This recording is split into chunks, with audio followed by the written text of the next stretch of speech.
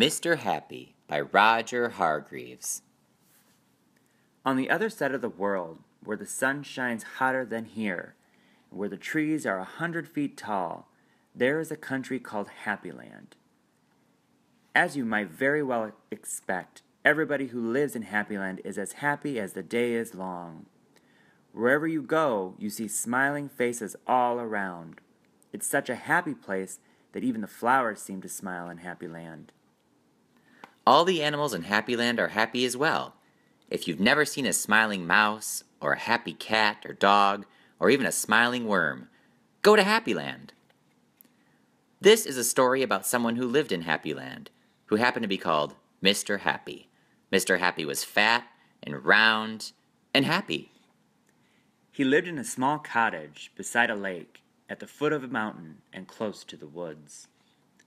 One day, while Mr. Happy is walking in the woods near his home, he came across something which was really very exciting. There in the trunk of one of the very tall trees was a door. Not a very large door, but it was certainly a door. A small, narrow, yellow door. Definitely a door. "I wonder who lives there," thought Mr. Happy, and he turned the handle of the small, narrow, yellow door. The door wasn't locked, and it swung open quite easily. Just inside the small, narrow, yellow door was a small, narrow, winding staircase leading down. Mr. Happy squeezed his rather large body through the rather thin doorway and began to walk down the stairs. The stairs went round and round and down and down and round and down and down and round. Finally, after a long time, Mr. Happy reached the bottom of the staircase. He looked around and saw in front of him another small, narrow door, but this one was red. Mr. Happy knocked on the door. "Who's there?" said a voice. It was a sad, squeaky sort of voice. "Who's there?" Mr. Happy slowly pushed down the red door. There, sitting on a stool, was somebody who looked exactly like Mr. Happy, except that he didn't look happy at all. In fact, he looked downright miserable. "Hello," said Mr. Happy. "I'm Mr. Happy." "Oh, are you really?" sniffed the person who looked like Mr. Happy but wasn't. "Well, my name is Mr. Miserable, and I am the most miserable person in the world." "Why are you so miserable?" asked Mr. Happy. "Because I am," replied Mr. Miserable.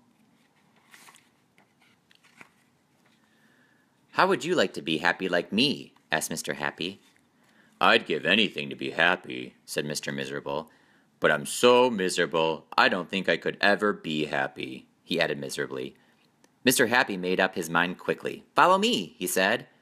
"Where to?" asked Mr. Miserable.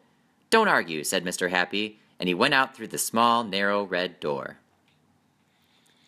Mr. Miserable hesitated and then followed. Up and up the winding staircase they went, up and round and up and round and up until they came out into the woods. "Follow me," said Mr. Happy, and they both walked through the woods back to Mr. Happy's cottage. Mr. Miserable stayed in Mr. Happy's cottage for quite a while, and during that time the most remarkable thing happened. Because he was living in Happyland, Mr. Miserable very, very slowly stopped being miserable and started to be happy. His mouth stopped turning down at the corners. And very, very slowly it started turning up at the corners. And eventually, Mr. Miserable did something that he'd never done in his whole life. He smiled, and then he chuckled, which turned into a giggle, which became a laugh, and big, booming, hearty, huge, giant, large, enormous laugh. And Mr. Happy was so surprised that he started to laugh as well, and both of them laughed and laughed. They laughed until their sides hurt and their eyes watered. Mr. Miserable and Mr. Happy laughed and laughed and laughed and laughed. They went outside and still they laughed. And because they were laughing so much, everybody who saw them started laughing as well. Even the birds in the trees started to laugh at the thought of somebody called Mr. Miserable who just couldn't stop laughing. And that's really the end of the story, except to say that if you ever feel as miserable as Mr. Miserable used to, you know exactly what to do, don't you? Just turn your mouth up at the corners. Go on.